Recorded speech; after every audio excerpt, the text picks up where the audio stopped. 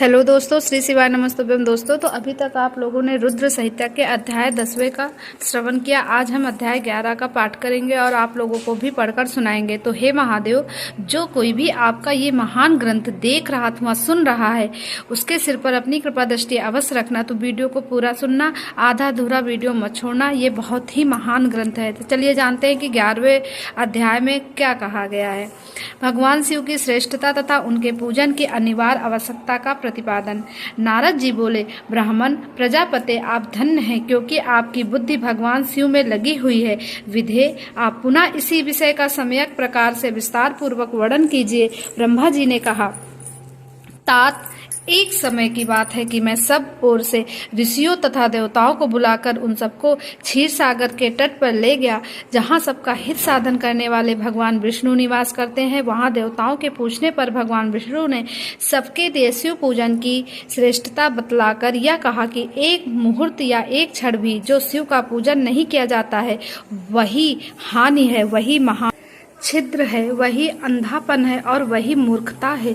जो भगवान शिव की भक्ति में तात्पर है, जो मन से उन्हीं को प्रणाम और उन्हीं का चिंतन करते हैं, वे कभी दुख के भागी नहीं होते। जो महान सौभाग्यशाली पुरुष मनोहर भवन सुंदर आभूषणों से विभूषित स्त्रियां जितने से मन को संतोष हो, उतना धन पुत्र पौत्र आदि संतति आरोग्य सुंदर शरीर अलौकिक प्रतिष्ठा स्वर्गीय सुख अंत में मोक्ष रूपी फल अथवा परमेश्वर शिव की भक्ति चाहते हैं, वे पूर्व जन्मों के महान पुण्य से भगवान सदाशिव की पूजा अर्चा में प्रवृत्त होते हैं। जो पुरुष नित्य भक्ति परायण हो शिवलिंग की पूजा करता है, उसको सफल सिद्धि प्राप्त होती है तथा वह पापों के चक्कर में नहीं पड़ता। भगवान के इस प्रकार उपदेश देने पर देवताओं के उन श्री हरि को प्रणाम किया और मनुष्यों की समस्त कामनाओं की पूर्ति के लिए उनसे शिवलिंग देने के लिए प्रार्थना की। मुनि श्रेष्ठ उस प्रार्थना को सुनकर जीवों के उद्धार में तात्पर्य रहने वाले भगवान विष्णु ने विश्वकर्मा को बुलाकर कहा, विश्वकर्मन, तुम मेरी आज्ञा से संपूर्ण देवताओं को सुंदर शिवलिंग का निर्माण करके दो। तब विश्वकर्मा ने मेरी और श्री हरि की आज्ञा के अनुसार उन देवताओं को उनके अधिकार के अनुसार शिवलिंग बनाकर दिए। मुनि श्रेष्ठ नारद, किस देवता को कौन सा शिवलिंग प्राप्त हुआ, इसका वर्णन आज मैं कर रहा हूँ, उसे सुनो। इंद्र पघराग मणि के बने हुए शिवलिंग की और कुबेर सुवर्णमय लिंग की पूजा करते हैं। धर्म पीत मणि में पुखराज के बने हुए लिंग की तथा वरुण श्याम वर्ण के शिवलिंग की पूजा करते हैं। भगवान विष्णु इंद्र नीलमय तथा ब्रह्मा हेममय लिंग की पूजा करते हैं। मुने विश्वे देवगढ़ चांदी के शिवलिंग की, वासुगढ़ पीतल के बने हुए लिंग की तथा दोनों अश्वनी कुमार पार्थिव लिंग की पूजा करते हैं। लक्ष्मी देवी स्फटिक में लिंग की, आदित्यगढ़ ताम्रमय लिंग की, राजा सोम मोती के बने हुए लिंग की तथा अग्निदेव ब्रज हीरे के लिंग की उपासना करते हैं। श्रेष्ठ ब्राह्मण और उनकी पत्नियां मिट्टी के बने हुए शिवलिंग का, मायासुर चंदन निर्मित लिंग का और नागगढ़ मूंगे के बने हुए शिवलिंग का आदर पूर्वक पूजन करते हैं।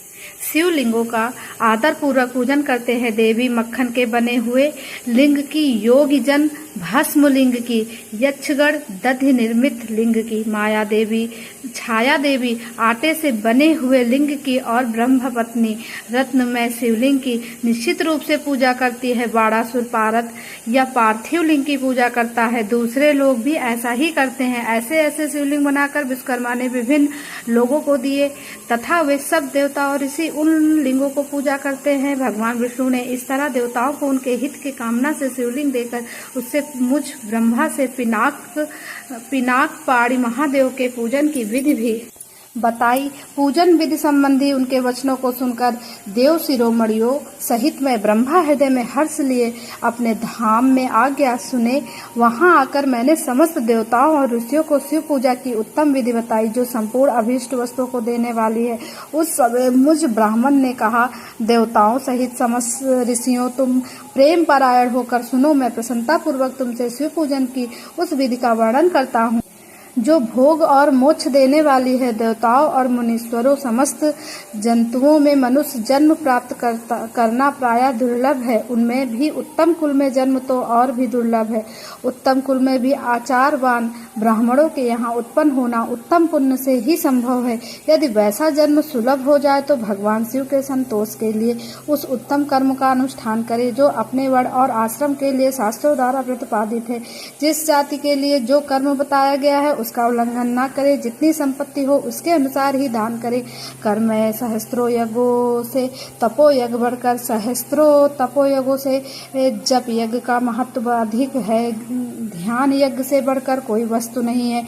ध्यान ज्ञान का साधन है, क्योंकि योगी ध्यान के द्वारा अपने इष्ट देव समरस शिव का साक्षात्कार करता है। ध्यान यज्ञ में तत्पर रहने वाले उपासक के लिए भगवान शिव सदा ही सन्निहित है। जो विज्ञान से संपन्न है उन पुरुषों की शुद्धि के लिए किसी प्रायश्चित आदि की आवश्यकता नहीं है।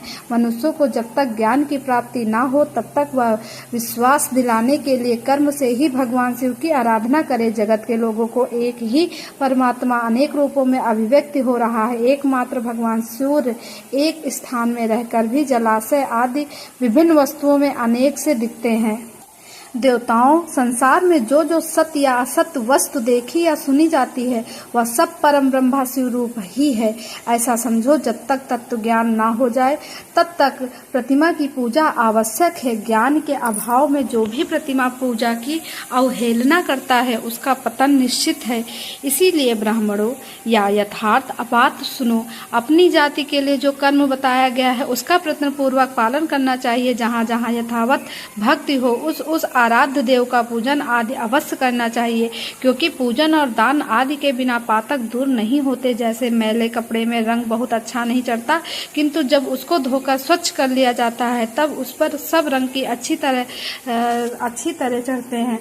उसी प्रकार देवताओं की भली भांति पूजा से जब त्रिविध शरीर पूर्णतया निर्मल हो जाता है तभी उस पर ज्ञान का रंग चढ़ता है और तभी विज्ञान का प्रकट होता है। जब विज्ञान हो जाता है तब भेदभाव की निवृत्ति हो जाती है। भेद की संपूर्णतया निवृत्ति हो जाने पर द्वंद्व दुख दूर हो जाते हैं और द्वंद्व दुख से रहित पुरुष शिव रूप हो जाता है। मनुष्य जब तक गृहस्थ आश्रम में रहे तब तक पांचों देवताओं की तथा उनमें श्रेष्ठ भगवान शंकर की प्रतिमा का उत्तम प्रेम के साथ पूजन करे, अथवा जो सबके एकमात्र मूल हैं उन भगवान शिव की ही पूजा सबसे बढ़कर है, क्योंकि मूल के सींचे जाने पर शाखा स्थानीय संपूर्ण देवता स्वतः तृप्त हो जाते हैं। अतः जो संपूर्ण मनोवांछित फलों को पाना चाहता है वह अपने अभीष्ट की सिद्धि के लिए समस्त प्राणियों के हित में तत्पर रहकर लोक कल्याणकारी भगवान शंकर का पूजन करे। तो यहीं पर 10वां अध्याय रुद्र संहिता का समाप्त होता है। अगले अध्याय का पाठ हम अगले वीडियो में करेंगे। आप लोग भी उसको सुनना। श्री शिवाय नमस्तुभ्यं।